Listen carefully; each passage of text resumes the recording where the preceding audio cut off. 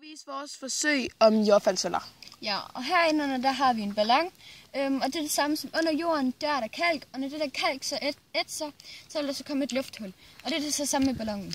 Og hesten og træet og manden, de skal så vise, at det er lige meget hvad der er på, bliver det revet op og synker ned i hullet, og bliver enten dræbt af vandet, eller bare at det er dybt. Ja, hvis der er dybt hul, så kan de jo godt dø, eller hvis der er vand nede i hullet, som der normalt er i jorden. Nu vil vi så vise det. Ja.